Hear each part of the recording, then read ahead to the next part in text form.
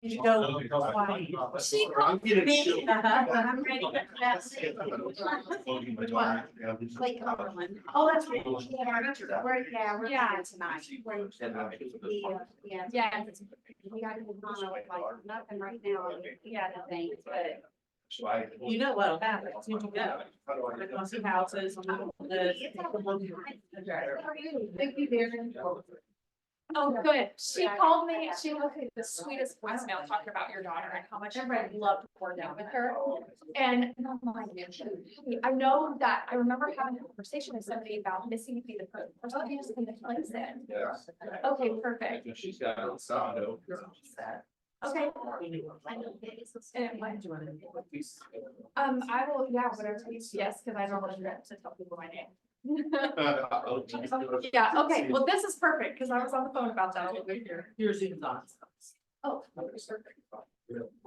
All right, I'm sure people are gonna trickle in, you know how it is, but I wanted to make sure that we took a second and want to introduce Anna. Anna McKissack is with our region, and thrilled that she was able to come and share this listing class with us today. I'll let her tell you her background and all the things that she's done. And try to go from there, so. Sounds good. All Thank right, you. thanks for Okay, coming. everybody. Okay, thank you. We got one live. Thank you guys stand up and do the whiteboard C2T dance or something like that. We got a live enough. I made a few jumping jacks at our meeting recently, didn't I? Okay, that's a whole nother level. Okay, so a little bit about my background of why this is relevant. The whole point of the class today is to take lead generation and make it true to yourself. So how can you take, like you hear the traditional lead generation, cold call, open houses, door knock, all of that kind of stuff. And how is it that you can take that? And because those methods work. On the way here, I was on the phone with an agent this morning who said, I believed it was a leader who said, I believe that cold calling didn't work, but I just had an agent come to me and say that they were cold calling and they have 4 leads worth like $2.5 million in production. So this stuff works. However, we're not going to go deep into that kind of stuff. What we're going to talk about is how do you make lead generation true to yourself? So you're doing something for somebody and not just to somebody. So where this all became relevant is almost 10 years ago, I started as an agent. Knew absolutely nothing about real estate. Literally my first day I was talking to an agent in an office. I started in Texas and they said, hey, I'm headed to a closing. You want to come to the closing? We can finish this conversation. You've never been to one. And I said, yeah, sure. I'll come with you. We showed up at a title company because in Texas you close at title companies only. And I was like, where are we? And they were at the title company, we're at the closing. Like, don't you close properties at the house? Because in the office, a month before, I had watched Michael Scott close on his property on his counter at his new condo. So that was the extent of the knowledge I knew about real estate. And since then, I've been an agent. I've been on the Agent Leadership Council. I've been an assistant team leader. I've launched a market center, been a team leader. I'm an operating principal, and I'm the area director for the Ohio Valley region. So I've done a little bit of all of the different roles, anything that has to do with sales. And when I stepped in as an assistant team leader, I was woefully unprepared and not ready. I actually spent an hour and a half trying to convince the team leader to hire somebody else that was a little bit more of an adultier adult that could teach people. And for whatever reason, they took a bet on me. And I had 50, 60, $70 million producers in this office, 460 agents, and knew that I had a responsibility that my one job was to learn and grow faster than they can learn and grow. So to go grab information from a $200 million producer and bring it back to a $100 million producer. And that's been the premise of my entire leadership career since stepping out of the agent side and into the leadership side. Is go talk to bigger producers and bring it back to everybody else, even sharing it with equal producers because it's relevant to all. So this is a compilation of some of my favorite ideas that I've received from those $100 and $200 million producers without the price tag of the $100 and $200 million producers. So we'll talk a little bit more about each one of these. So this is where it started from. So we want to talk about, actually, this is super important. I just had a conversation with the leader about this morning. We're going to go back to super fundamental of why this is important. That's not straight. Close enough. Okay. Gary Keller loves triangles. Yes or yes? Everything has a triangle. Great. Perfect. What's the foundation of the triangle? There's 3 L's. What's the first one? Leads. Leads, yes, leads. You're one ahead. Leads, what's the second one? Listings, you had it before, yeah? And what's the third one? Leverage. So what we're talking about today is in a business, the reason why leads is the foundation is, do you have a business without any leads? No, you have to start there. When somebody's a brand new agent, what's the first thing they're looking for? Leads. Okay, so leads is the very first one when you first start your business. And then let's say somebody is doing 30 transactions. Are new agents typically more buyer-based or more listing-based? More buyer-based, so they need to get more in control of their lead generation efforts to get more listing-based. So what that looks like is now you're focused on the listings. How do I lead generate towards listings? There's a great MREA podcast that just came out, talking about how, gosh, I wish I could remember the name of who it was, that, I think it came out in April, so there's only 4 weeks in April, so it's one of 4 episodes in April, about how the person went from buyer-based to listing-based. And that means you're more in control of your business. And when you bring listings, on average, 2 buyers come from each listings. And more leads are generated, you have more time and you have more control of your business. Next is leverage. You have to have control of your business before you start hiring people. Otherwise, you're out of control in 2 different ways. So what we're doing today is a conversation is to move from leads to more listing leads. That's what we're moving towards. We're making this jump right here. Everyone on board with that? Yep. Sound good? Okay, let's get more control of our business. Okay, so the first thing that people ask is, where in the world should I target lead generation? I learned this my second year in the business. First year in the business, my average sales price was about $236,000, and I knew that I wanted to change the price point I was working with. And my MAPS coach led me in a way to lead generate that it changed my average price point in a 12-month period to $456,000 in 1 year. So you can get more specific in who you're communicating with and how you connect with them. So who should you target to lead generate and where should you target to lead generate? But there's 2 things you have to understand here. There's this thing called the absorption rate. What that means is if no new houses come on the market, how quickly would all of the inventory go away? You need to understand what's the turnover of a certain area, which we'll calculate that in a little bit. And you need to understand how quickly is the inventory being absorbed. So these are just random numbers. I didn't take Columbus numbers because I teach this all over the place. They're just random numbers for us to use as an example. So if you're looking at an absorption rate, you typically look in a city. So you wouldn't take Columbus as a whole. You would take Gahanna, you would take Upper Arlington, you would take Westerville, you would take a specific area. You can look at a city, a zip code, you can look at a neighborhood, you can look at any of them. You take the average number of homes sold per month and divide it by the total homes listed in that area, and that gives you the absorption rate. So let's say in the Columbus MLS, so we're gonna open it up, that there is 1,000 homes that are sold per month, and let's say 2,200 homes that are listed at any given period. That gives you an absorption rate of 0.46. You want it as, there's not 0.46 days, multiply it by 100. So that means in 46 days, if no new homes came on the market, inventory would be gone. This is relevant because I'm going to use a Texas example for this. In Texas, there was a neighborhood. It was a beautiful neighborhood. And for whatever reason, not sure why, the houses, there would be nothing that would come on the market. Maybe one house every 2 to 3 years would come on the market in this neighborhood. If somebody didn't do these calculations, they would look and they'd say, these are beautiful houses, they're great price points.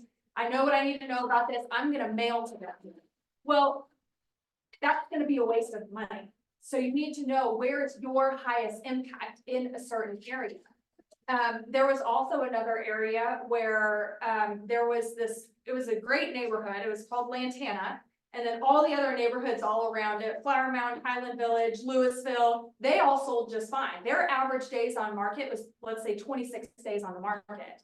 But then the moment you crossed into Lantana, average days on the market was 63 days on the market.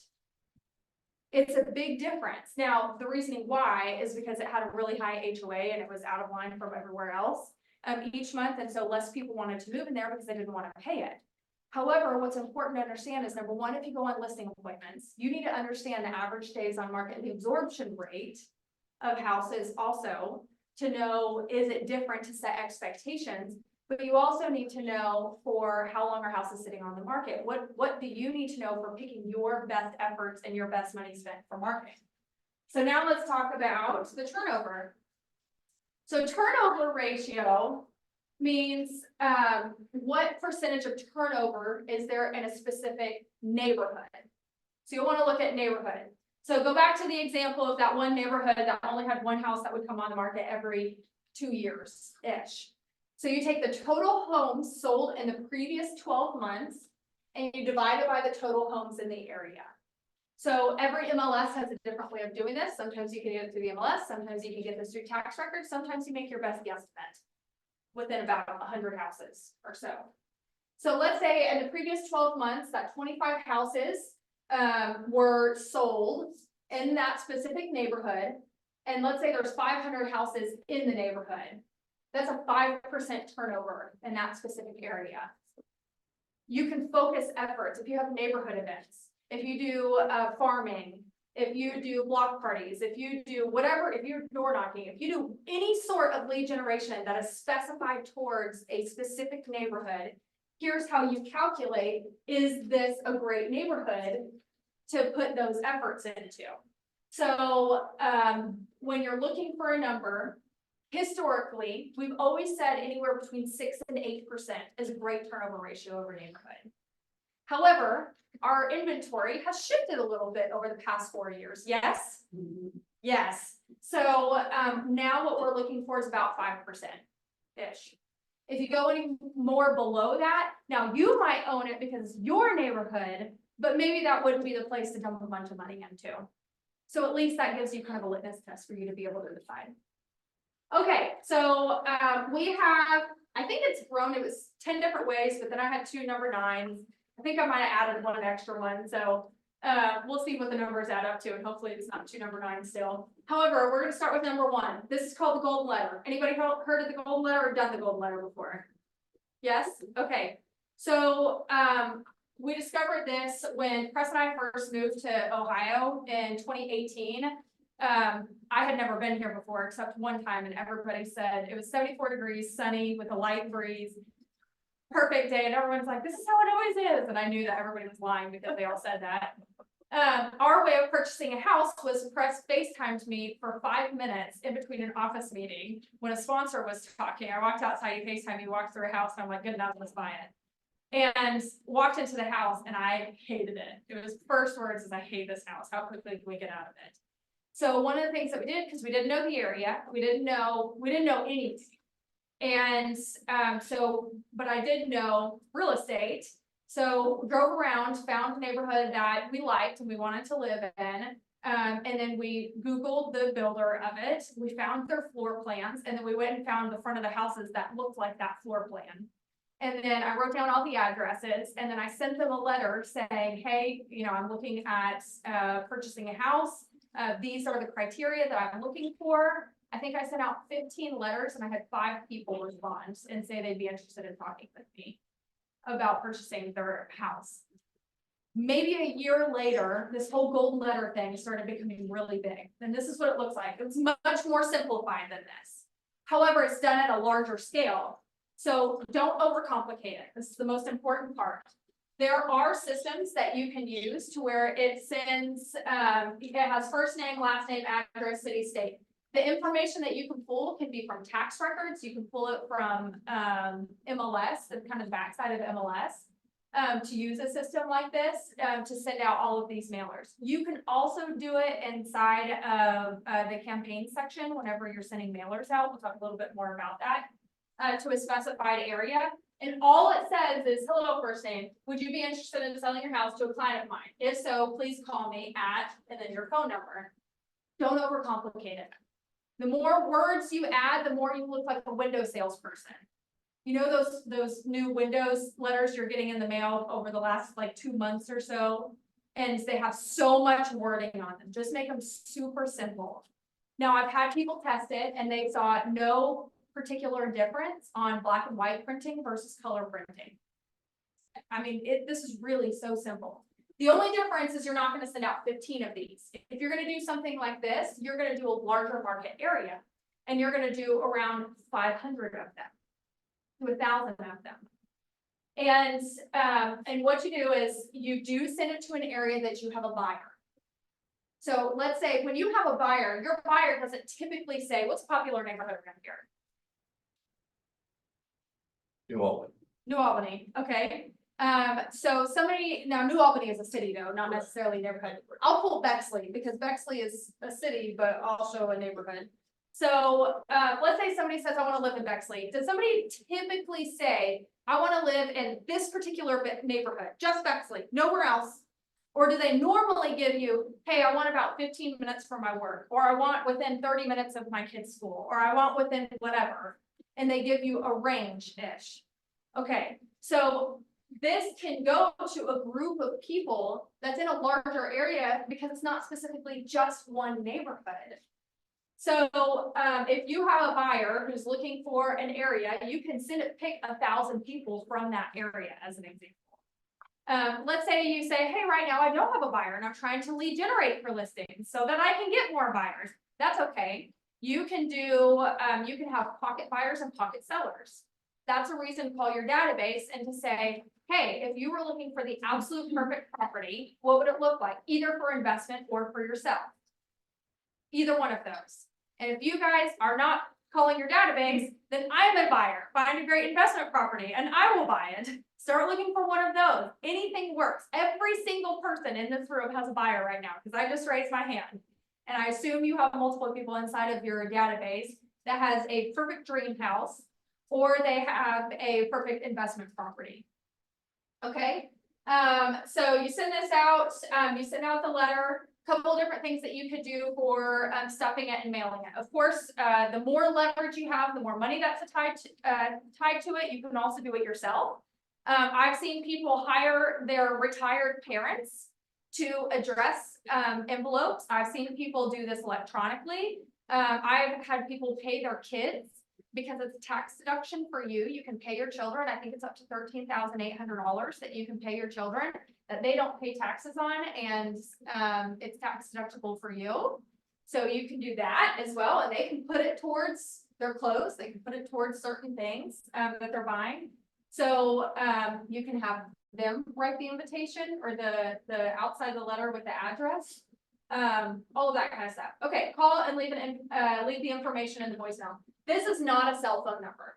This goes to something like Google Voice, which is free. And it goes straight to a voicemail. I would set up your Google Voice ring to be a different ring than your phone ring so that you answer the phone to the things that are important, and you know that for Google Voice, it has to go to voicemail. And the reason it goes to voicemail is because if somebody calls in and they're calling at 123 Main Street and you send out 1,000 cards, you don't necessarily know all the information there. So you record a specialized voicemail on Google Voice. And it'll say something like, hey, this is Anna McKissack with Keller Williams. Thank you so much for calling in. I'm excited to get back with you. Please leave your name, your phone number, and your address of the property that you're calling in about. And ask for the address. Then you go and listen to that voicemail, and I'll get back to you within 12 hours or 24 hours. You have an expectation of when to hear back from you by. So then you're able to go look up the property, and you're able to be a little bit more educated than at that point. So that's why you always leave a voicemail. Follow up and set an appointment. So this sounds very similar to a for sale by owner conversation where you say, hey, this is Anna McKissack with Keller Williams. I received your voicemail on 123 Main Street. Thanks so much for calling in. I'd love to learn a little bit more about your expectations and take a look at your property because I highly respect my client's time and I want to make sure and I vet things before they see things. And they may say, well, just bring your client with you. I understand, but I don't know what your expectation is on price. I don't know the condition of the property. I don't know, they have some specific requirements that they're looking for that I look for them. Would you mind if I come and take a look at your property? And it's a walkthrough, just like a for sale by owner, where you take a look first. And have a list of, for your buyer, what are the things that they're looking for? Are they looking for a laundry room that's on the first floor that's near the back entry? I mean, are they looking for a fence? Are they looking for, what are the things that are specific to them that they're looking for? And if they say, well, just give me a list of all of it. Okay, so, hey, I've got a list where when I went through a buyer consultation with them, then they gave me a long list of things that I'm looking for. So I have a checklist that I'm looking for. And I would really like to take a look at your property to see if it would be something that fits their checklist. So you just keep coming back to, I'd like to come take a look at your property to vet it. Also, you may have one or two people. Maybe it'd be a good investment property for one, while it's a good home for another. Maybe you've got 2 or 3 people that are kind of in your back pocket. And you can say, my buyers have specifically asked, if it's somebody who's in your pocket, a pocket buyer, meaning they're looking for their dream home, you can explain, my buyer has specifically asked that I preview properties prior to bringing them to the property. And that's okay for you to say that. Okay, and make sure you have clients searching in that area. So if you've got somebody that's looking in New Albany or Gahanna, you're probably not going to send this over to Upper Arlington. So that's why it's important to generate some people who may be interested in buying or selling. The other great part about this is if you generate your pocket buyers, you can generate your pocket sellers. So we were talking to the first person, they say, well, if you found a house that's this, this, and this, I would move. But they also own a house. And then the third person you talk to says, oh yeah, I would buy a house that had this, this, and this, and it fits exactly the first person that you talked to. That's a huge value proposition for you. If you have a list of your pocket sellers along with your pocket buyers, your one job in life is to find that perfect house for number 1. So that number 2 can move, or number 3 can move into number 1. Okay. Wait, real quick. Any questions on this? Give you guys a how on it? Okay, great. I have a question. Yes. How does that compete with some of the investors, I'll buy your house cash kind of letters? 'Cause that's a big deal right now, we're getting these postcards. Do you see that kind of blends where they're just like, okay, this is garbage, they're getting the same letter?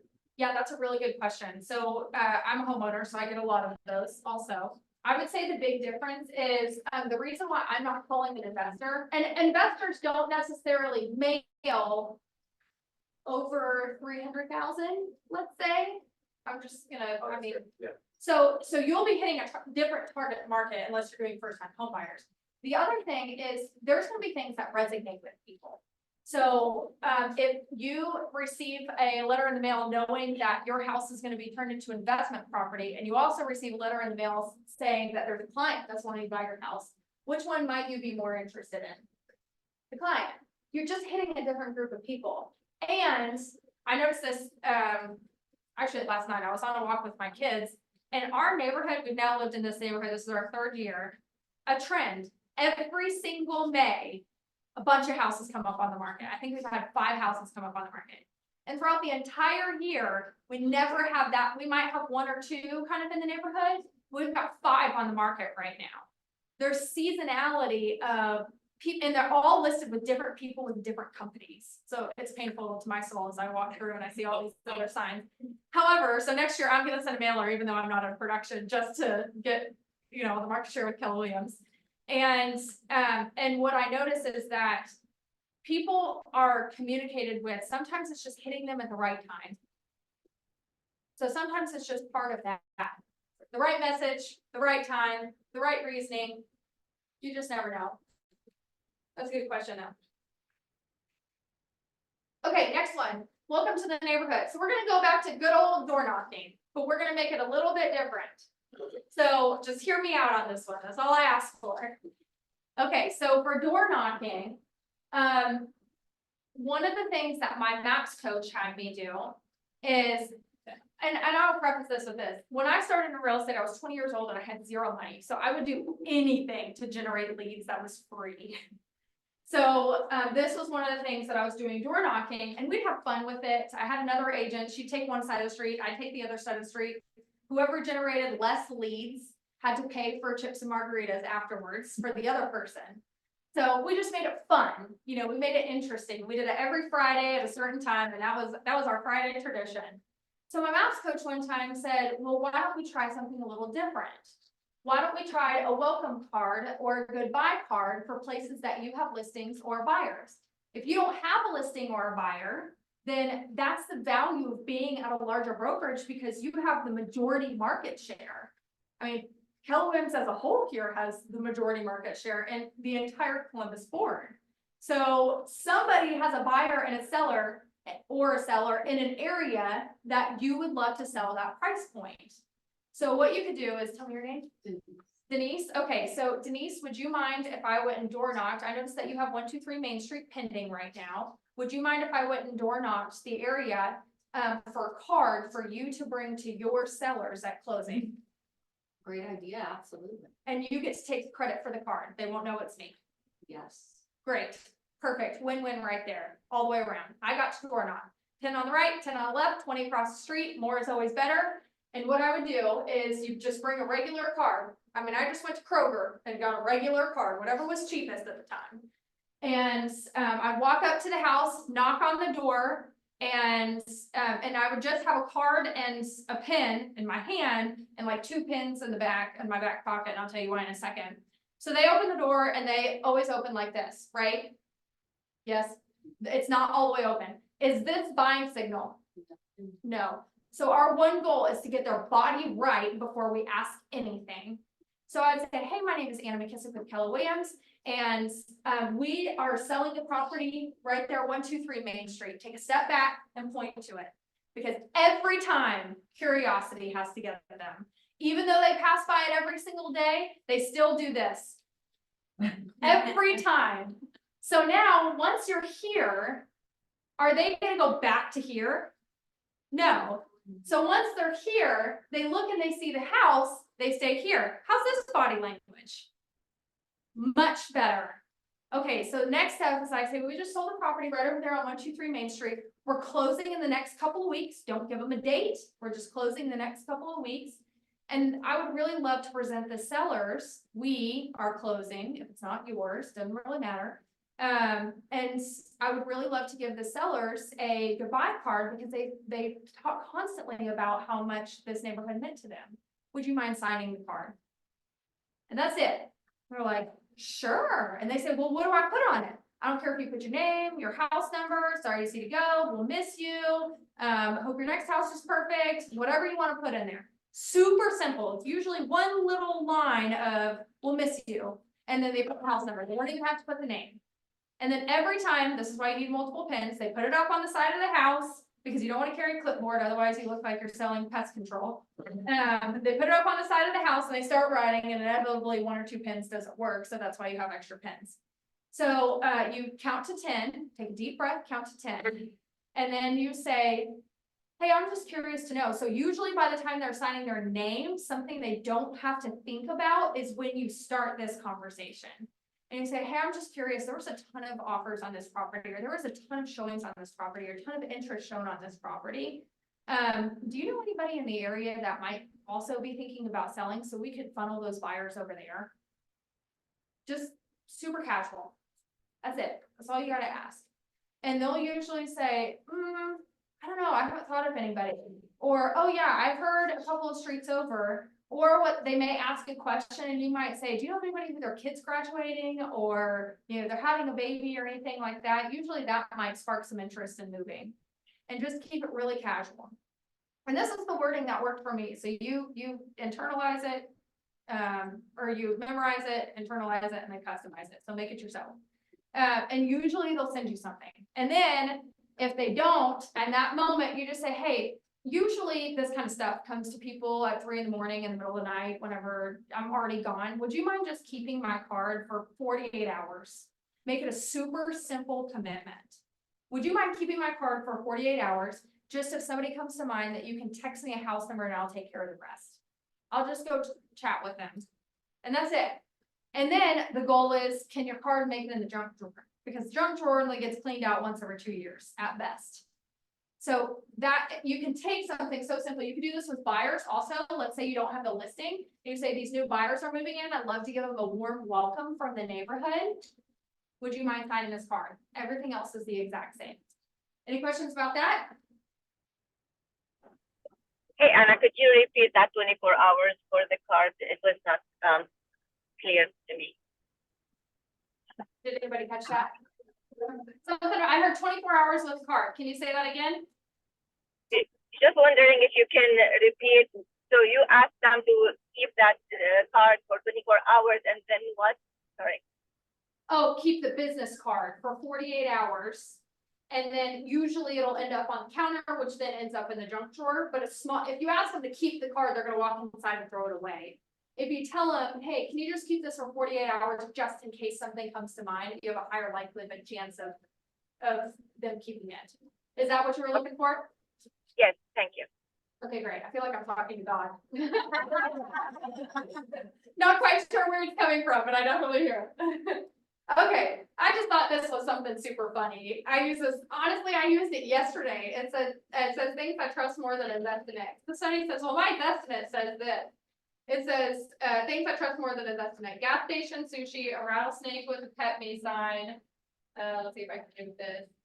Brian Williams news report, emails from Nigerian princes, Steve Harvey announcements, and a weight loss plan from Ronald McDonald, which is so funny. I had a real estate professional yesterday tell me we were evaluating some rentals and we were talking about it, and they said, well, you know, it's interesting. Zillow now has rental estimates, and the estimate for the rental says between this and this, and I said, oh, I didn't realize you ate gas station sushi. They just laughed for a second. I'm like, why don't you go do your own research, because we're market analysis people, and why don't we come up with what our professional opinion says? So this is the kind of stuff where you can bring light humor into things without making people wrong. That one was a little more fun because they were already in real estate, so I could say it. Let's see, there we go. Okay. So everybody knows there's the 5 Ds of real estate, right? The Ds of real estate. So there's death, there's divorce, there's these are not Ds, but there's having a baby, or adding more people to your family, there's people graduating and leaving the home. There's all the main reasons, drugs is one of them also, all the main reasons that people move. What we're going to talk about today is divorce for a couple of reasons. Because number one, it happens so often. Number two, because how many transactions come with it, and we're just going to use it as an example. Okay, so let's see if I can move them over to the other side. That's about right. Okay, so over 31% of people going through divorce will list their home within the first 6 months. So when you're looking for a timeline, that's usually when they're thinking about it. They list in 6 months. They're thinking about, so this is the kind of specialty things to know about.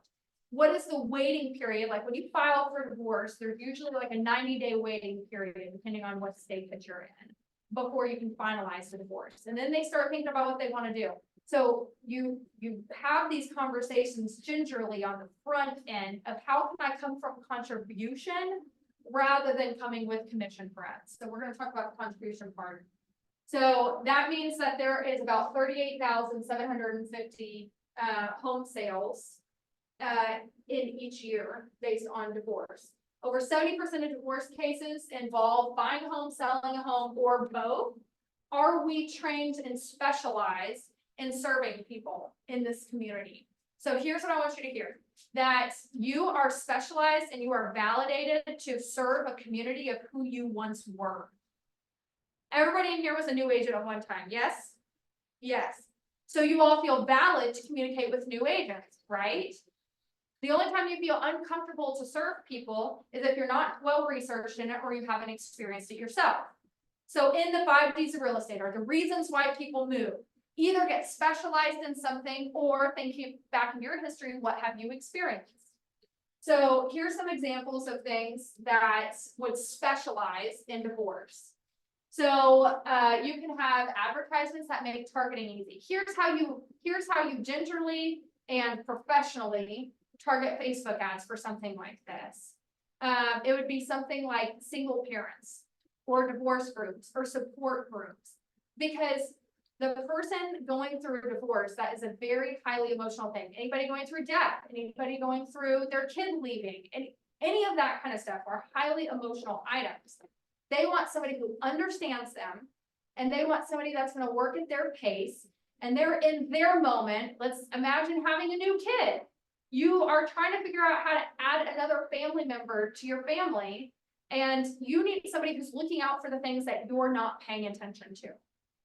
So, that could be something, if you have gone through that, or you've had family members go through that, and it's something that you could specialize in, this would be something that it's a community that you might want to serve. If you were to discount for some reason, then, because this is the number one question, so I just want to address it head on. Most people think to do that on the sales side, when, I've seen it burn people over and over again, because in examples like this, people might say, well, I want to rent for a year. So do that on the buy side, if you are gonna do that. I don't know that I would necessarily suggest that you have to do that. That's a value conversation, which we have value squared.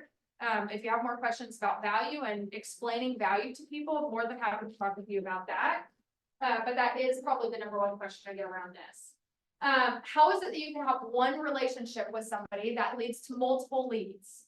So, there's another MREA podcast about somebody who had a relationship with a accountant or a financial advisor, and it gives multiple leads to them. So if you can uphold one relationship and you get 10 leads a year from this one relationship, what is the one relationship you need to go pursue? An example of how to do that is my first year in the business. Again, I needed free lead generation. I wanted to work with my bank, and I had to make myself known to my bank somehow. So every time I had a closing, my MCA probably hated me for this. I had them write me a paper check so I could physically go into my bank and talk with everybody in the bank and check in on how they're doing and remember how their kids are doing and when they're graduating and what sports they're in and all that kind of stuff. And I became a consistent visitor to the bank. So I have heard people, there's one person that created an accountant relationship. Literally every Friday, they would bring in cinnamon rolls. That's it. It doesn't have to be overcomplicated. This comes back to anything works and nothing doesn't. So think about attorneys, marriage counselors, accountants, pastors.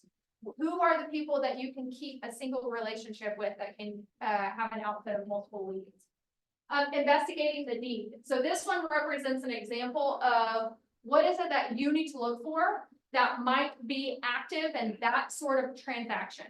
If you're working for military people and you have a lot of moves with military people, the first thing that you're going to ask is how much do you owe on the property, because they may have only been there 2 to 3 years, and maybe they will get a return on investment. Maybe they sell it for the exact same amount that they bought it for. So this is an example of, this is something that you might commonly see in that sort of a transaction that you need to have on your checklist. Next one is communicating in writing with both parties always. This brings back to professionalism. How is it that you normally see in a divorce transaction that it may be super amicable right now, and yet down the road, things may change. So we want to make sure everything's in writing. It's hard to go back and say, well, you said, well, no, I didn't say. You want to always put everything in writing. Even if you talk over the phone, send an email that says, hey, I enjoyed our conversation. Just want to follow up with what I understood from our conversation. Then the next one is protecting the privacy. So again, this is a representation of what is a checklist to serve this community. So rearranging so that no closet is obviously bare on one side to avoid the appearance of a divorce sale. That's also the exact same thing if somebody's had a death in the family, one spouse has passed away, because you don't want to communicate, well, it looks like somebody's just walking through the house, what does it look like? And then they make assumptions. Oh, I bet they have to sell, so I'm going to submit an offer here. So you have a checklist, and that's a part of the value proposition of working. Let's say somebody who had a death in the family and say, I specialize in people who, or I specialize in serving communities of people who had a death in the family. I've got a checklist of things that you may not necessarily think about. I'll go through those to make sure that it's communicated and that it's marketed in a way that you are protected and your privacy is protected. So it's all about communication. That's an additional value add to your clients. Number 4 is pre-foreclosure and notice of default list. So this does get a little bit more into that cold calling and picking up the phone, but we're talking about all different methods. So notice the default lists, are super important. We just found the other day, there's an auction website, that a real estate company posted about. That, they are buying, or they are offering properties that you can buy, and you can actually be represented by a real estate agent on those. So it's an auction website that you can represent your clients for. It is a little bit of a discounted commission. However, at the same time, you know, you can still represent people, and that's a whole nother list of properties for people. County records, collection agencies, finding our state's process, for selling properties. Like in Texas, we would sell them on the courthouse steps. Here you could sell them, you know, I think that they don't do courthouse steps here, they do something else. It's all auction, isn't it? Yeah. That's what I was thinking. Land voice and Red X are some lists. The most important part is to be TCPA compliant here. So that means check for which these companies do, check for the, do not call list. However, I would just double check because it takes a couple of extra seconds and it's just worth it right now. So, thinking outside of the box of where's some hidden inventory. Hidden inventory is that auction website that you can be represented by a buyer, and it's a whole nother list of houses that are not on the MLS. Okay, just sold postcards. So traditionally speaking, anytime one listing sells, 2 more houses come on the market in a specific neighborhood. So, what I want you to think of when you're thinking about your postcards is, I'm a homeowner, like I said. That means that I receive postcards. I have 2 realtors that live in my neighborhood, and their postcards frankly look the exact same, which is different colors. Has their picture on it. It has maybe a couple of houses that have sold on it, and it has call me if you want a free market analysis or something like that. It's nothing special. The only reason, and honestly, neither one of them have a single house that's listed in our neighborhood right now out of the 5 that are listed. And here's why, because we do see that people have success on their postcards. But number 1 is consistency. Postcards take around 12 months to see a real return on investment.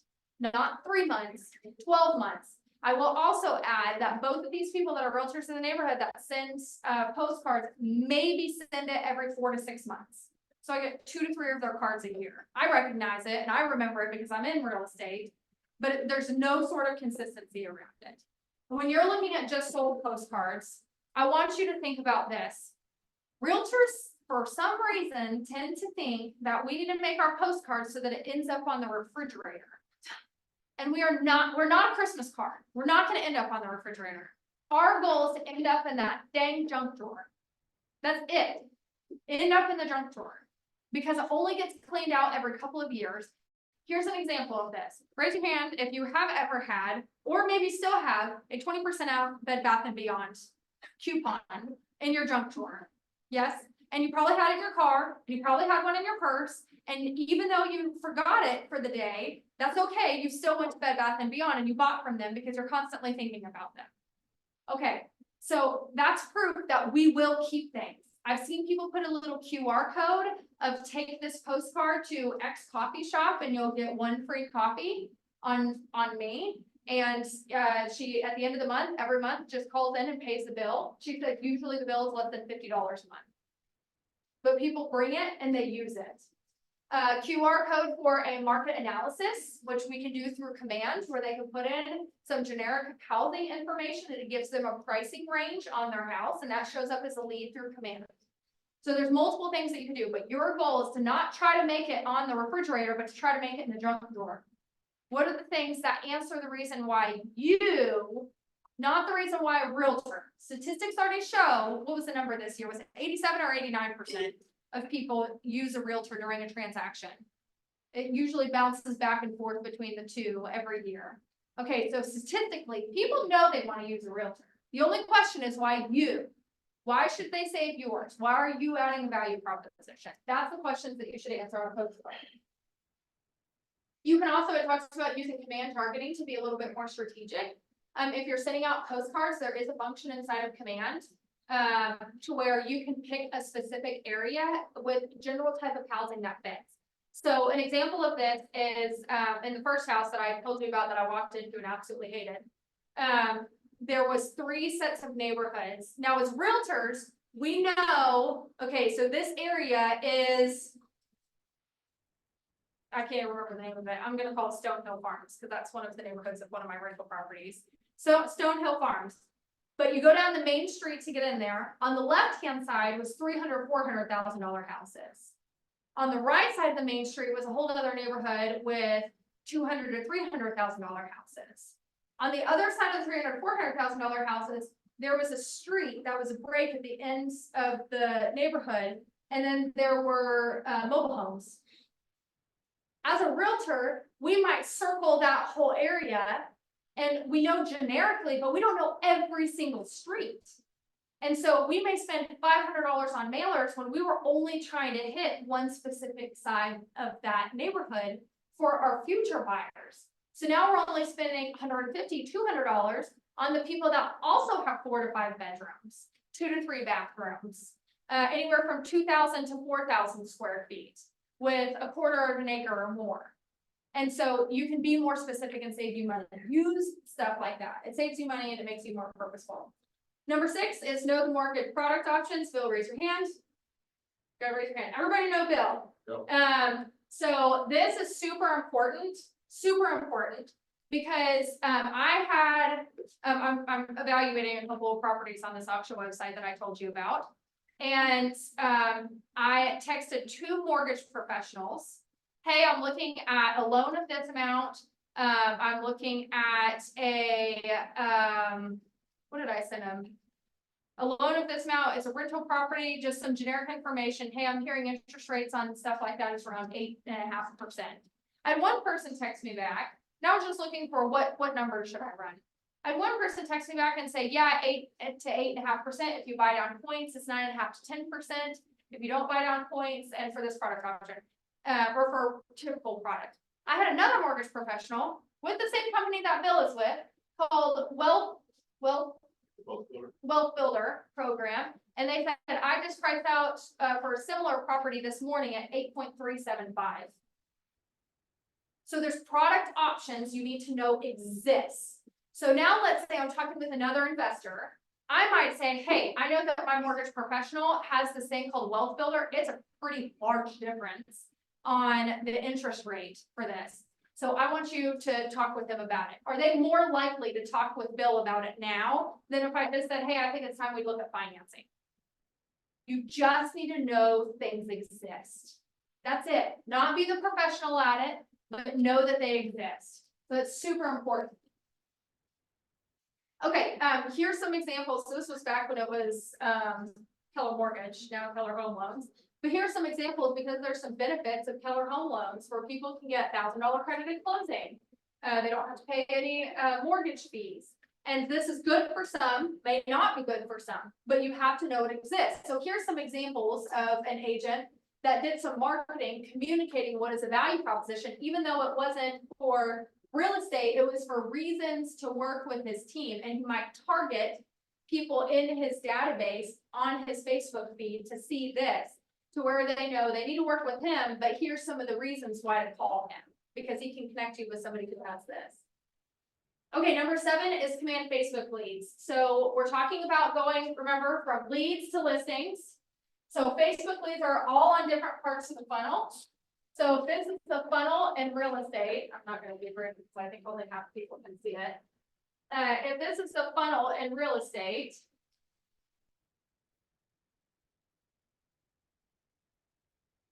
you have different sort of lead generation categories.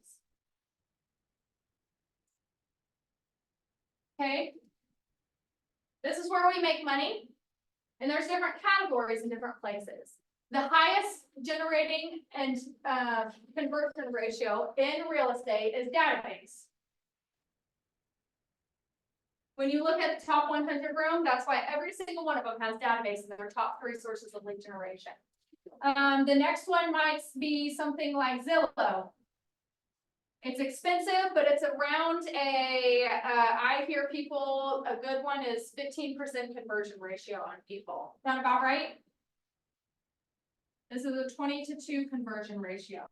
And then the top one might be Facebook leads. This is a 1 to 5% conversion ratio.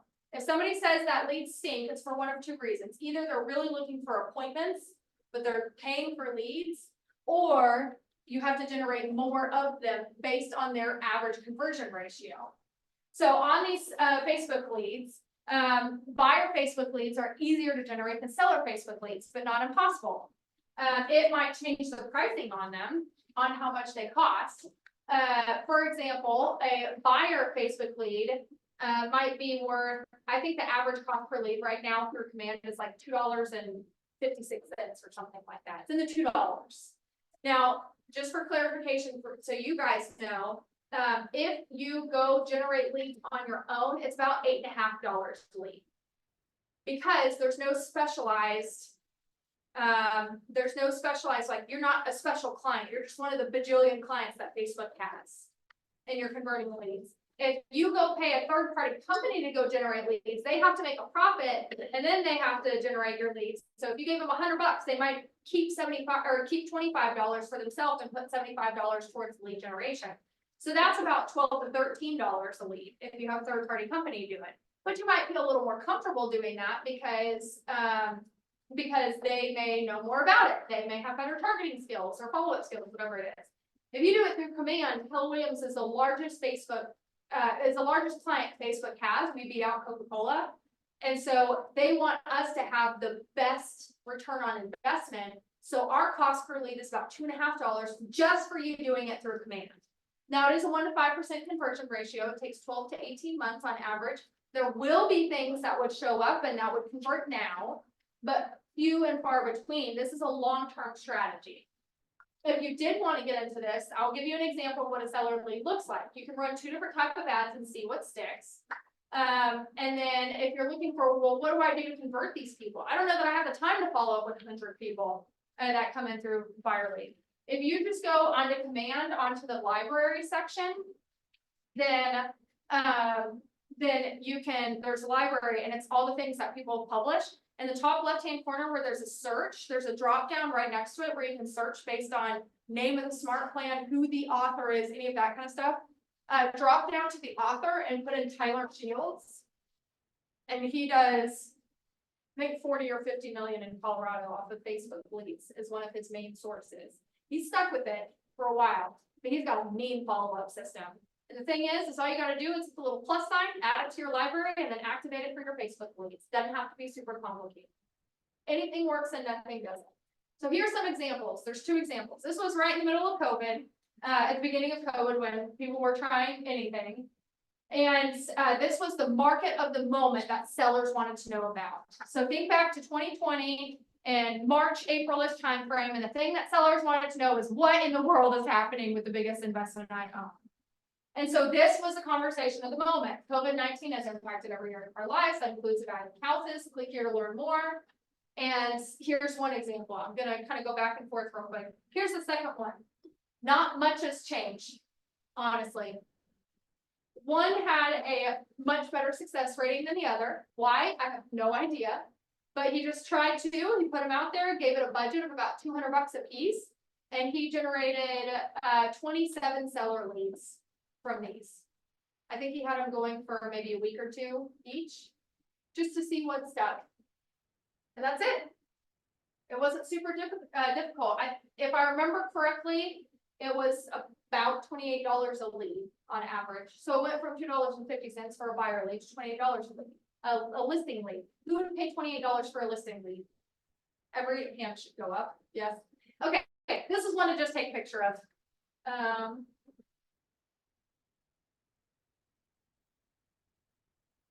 My super fancy. There you go. Just take a picture of these. Here's some ad interests of how you could target for certain people. And you can use this as an example.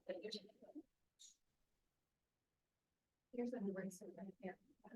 Oh, thanks, you're welcome. Clearly I use my eyeballs well. Okay, number 8 is database. We have to talk about database. So we're making our way through every single one of these forms. Number 8 is database, and there's 2 different ways that you could do this. So, Dave Norberg is an agent. He's been in California. He's been in Las Vegas. I think he's in California right now. And he really consistently calls his database for 3 hours every morning and says the exact same thing. Can I count on you for 2 real estate related referrals this year? Or can I count on you for 2 referrals this year? Real estate referrals this year. That's it. I sat in his office and I listened to him. He went through the Ford script. So what is the Ford script? Family, occupation, recreation, and dreams. He goes through the Ford script. Hey, how you doing? Last time we talked, he looks at his notes. And he said, last time we talked, your kid was graduating this year, or, this was happening, or whatever, non-real estate related. Checks in on them. How are things going? What can I do for you? And at the end of the phone call, he just says, hey, can I count on you for, I'd like to ask, can I count on you for 2 real estate related referrals this year? And that's what works for him. That's it. That's all it is.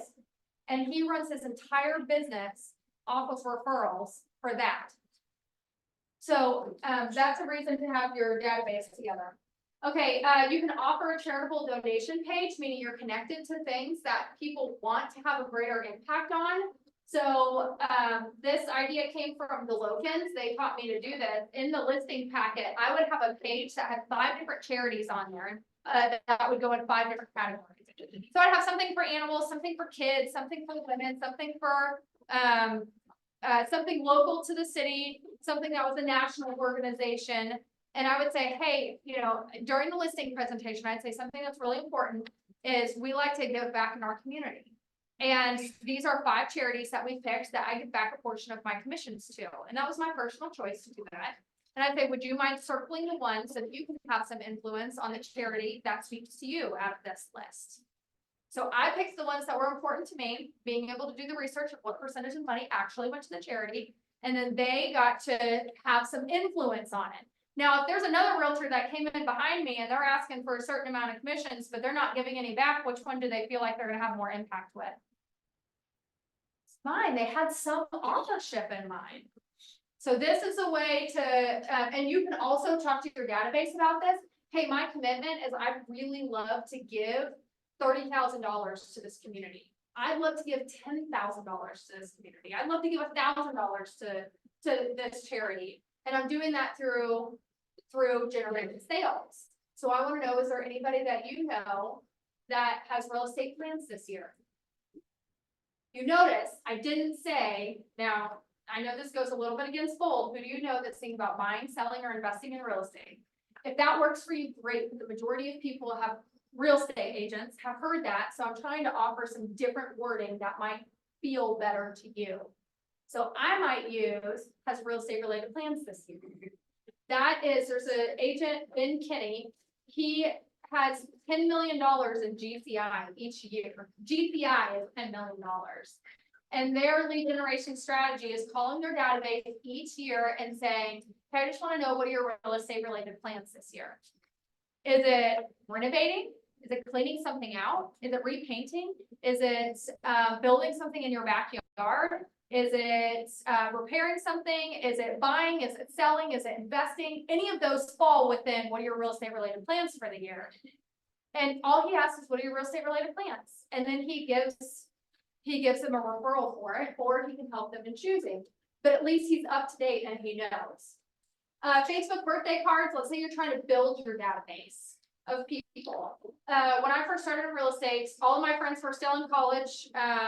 My in-laws had a $60 million team that had trademarked my last name, so I couldn't use my own name in real estate. 15 minutes south of me. And my family's database was all over the country and not in the city that I was living in. So I had no database whatsoever and no money to buy leads, so this wasn't going well. However, one of the things that I did is I went and I found local people in the area, and I would add them to my Facebook, and some people added me and some people didn't. And then you know where it says birthdays coming up this week or birthday coming up, and this is on Facebook. I would message them either the day before or the birthday's coming up this week early, and I'd say, hey, I see your birthday's coming up on Thursday, I'd really love to send you a card. What's your address? I already have their name. And they'd send me their address. And then I'd say, thanks so much, hopefully it makes it to you by your birthday. What's your phone number? Or if it was somebody already inside of my database, then I would already have their phone number. Or what's your email? I would ask that too, and they would typically give it to me. So there are creative ways that you can add people to your database. One thing I also want you to hear is your 135, your goals for the year doesn't just have to be around how many closings you have or how much GCI you have. If your goal for the year, I've seen GPSs around two things that are creative. How many 5-star reviews they can generate in a year, which means you have to sell people to get those. Or number two was how many people they wanted to add to their database. And you know that if you've got a great system that is systematically communicating with your database, then you're probably going to have a certain amount of output from that database. I saw that actually when COVID first happened and everything shut down. I had one of my about a $10 million agent emailed me a GPS and said, hey, I just made a new GPS. I want to add 2,000 people to my database. Or no, 1,000 people to my database. Well, everything shut down and she added 2,000 people before everything opened back up. So you can, what you focus on expands. She started focusing on how to add people to our database and she blew her goal out of the water. Okay, number 9, I know we're a couple of minutes over, so we're gonna go super quick. Upsizing, move fast. If people are wanting to move up, now is the time to do it. I know it's very contradictory right now on what's gonna happen with interest rates, if they're gonna go down, if they're not gonna go down, if they're gonna hold steady. Talk to Bill about that. And if and when interest rates do go down even a little bit, it opens up more of a market to buy higher priced homes. You can always refinance things, but the more market there is to buy higher priced homes, the more competition they have in buying those higher priced homes. So if you're going to buy it with less competition, now is the time to buy a higher priced home, and you can always refinance it later. The other side of that, downsizing, move even faster, because right now, interest rates being the way that they are, then again, if they go down at all, then again, it's going to open up the market. More people can afford it. More investors are going to be wanting to buy it. You have a lot of investors that are sitting on the sidelines right now saying, I can't make the numbers work because of the interest rate. And so, now's the time to buy this kind of stuff. And all people really care about is their payment. So again, this comes back to earlier. Remember the number of knowing your options. So knowing that there is a 531 or 521 buy down. The 2-1 buy down. 2-1 buy down. Thanks so much. Yes. So the 2-1 buy down, there's some that have shorter term lives. Of course, it is a longer term for the entire loan, but shorter term options that can at least get them to a place where they can afford a little bit more. Okay. Okay, so this extremely clear picture is, I can never find it ever again, but it says down at the bottom, down here, you can't see it. It came from NAR, and I've tried to find it for years. This was 2018, these numbers came from, and it's the conversion ratio per type of lead generation.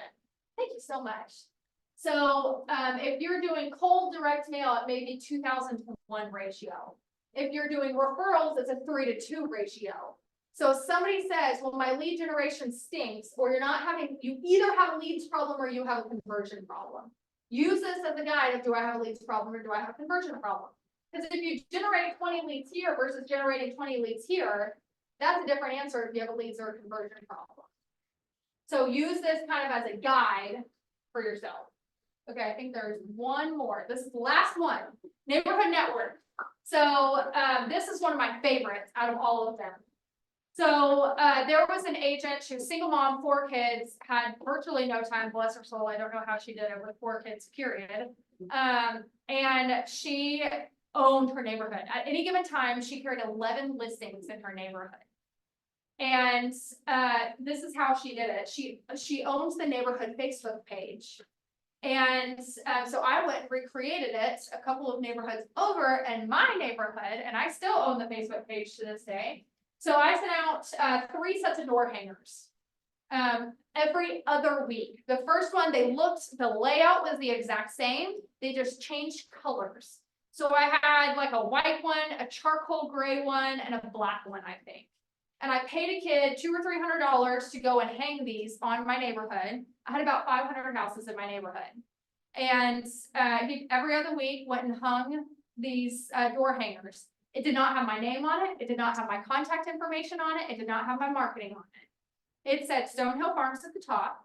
And then it had Facebook, like a reason, the intent, you know, I think it would be valuable for us to have a Facebook page so that we can communicate with each other. And then it had a link at the bottom, which now I would do a QR code because now we have QR codes to where somebody could go and join this Facebook page. On the back, I wrote a list of reasons of why a neighborhood Facebook page would be beneficial for people to join. Talk about, I mean, in Texas, we have coyotes that will eat your cats and dogs. So, or bobcats. So, you know, those were things that we would usually post to the page and be like, hey, bring your cat inside or bring your dog inside. Lost dogs, neighborhood events going on, just anything like that. Any sort of construction or anything that people need to know about. I had about 300 of the 500 people join this Facebook page that are living there. Because remember, there's typically 2 people per household that would join this page. You're the moderator. You don't put Anna McKissack at the top of it. You put Stonehill Farms at the top of it. You just happen to be the moderator. Allow it to get some traction, add some value to it, and not what open houses are happening or what real estate related news is happening. Don't make this your marketing place. This is for neighbors to communicate with neighbors. After about 2 to 3 months, when there's some life and energy in this Facebook group, then you could do something like putting together a neighborhood vendor book of only the neighbors. Hey, everybody, I think it's really important if we're able to support other neighbors. I'm putting together a vendor book. Will you send me your businesses, your phone number, and your email, and your business name? And I'll put together a vendor book of people that we can hire in the neighborhood. Now, if somebody owns their own business, they might want to add, hey, if you mention Stonehill Farms, you get 15% off. Now you have a vendor program. Now you might think, oh my gosh, that sounds like a lot of work. Literally, the person who first did this, it started with 2 sides of a piece of paper that they folded it and stapled it in the center, and it was just a folded book. And then the next rendition of it was they typed everything out, and it had like real estate agents, 2 to 3 real estate agents, carpet cleaners, 2 carpet cleaners in each category. And then they had the little plastic spiral bound that's like 50 cents to $1 on the side. And then they would give it to everybody who would move into the neighborhood, and they said, hey, anybody want access to this? And then they take it over to their house. If somebody, let's say, sold a property in the neighborhood, you would welcome the new buyer and say, hey, you know, this is something that we have a value in our neighborhood, and now you have their information. Okay, so that's pretty much everything. I know we are 10 minutes over. I'm sorry we went over today, but I just wanted to explain all of it. One thing I'd like to ask for is, I'm on the path to become master faculty, and so I need 300 reviews. And if you wouldn't mind scanning that QR code, can you actually, yeah, let's leave it like that. And it does not have, okay, so on the page, it takes you to KW eval. You select our region, which is Ohio Valley region. And apparently there's a 3 and 4 there. But it's selected class win with sellers. That's the closest one to what we talked about today. And then instructor name, I'm the 7th option down, Anna McKissack. And then it should take just a couple of questions for your feedback. And I appreciate it. Anybody have any questions about anything that we covered while y'all are working on that? Good. Was this valuable to you guys? Did you learn something new? Spark some creativity? Yes, Anna, thank you. Perfect. Absolutely. I'm glad you guys were here. Thank you so much for your time. Yes, thank you. The name of the class. Oh, win with sellers. That's the closest one we got.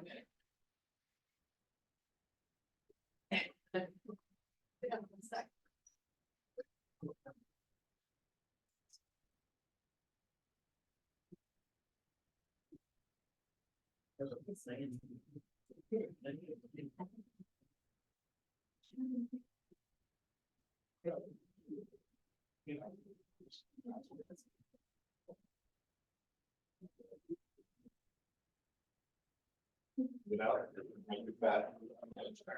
I have to do that. It's a combination of the two. So. Perfect timing that you're here.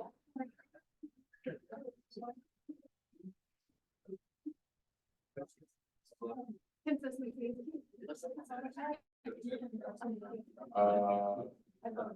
What, how much? No. Depends on how the sales. 15 minutes ago.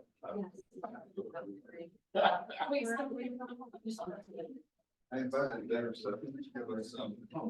Yeah, man, later, guy's been working out with, I know, he is like broccoli. 125 days. Thanks.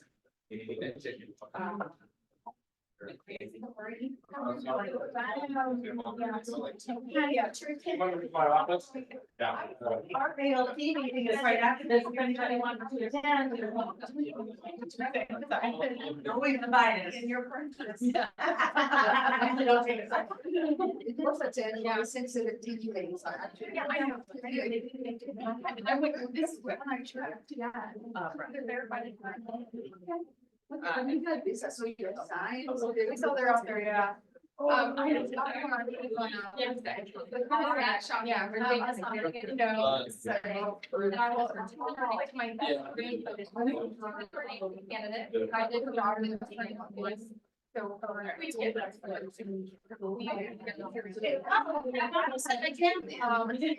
We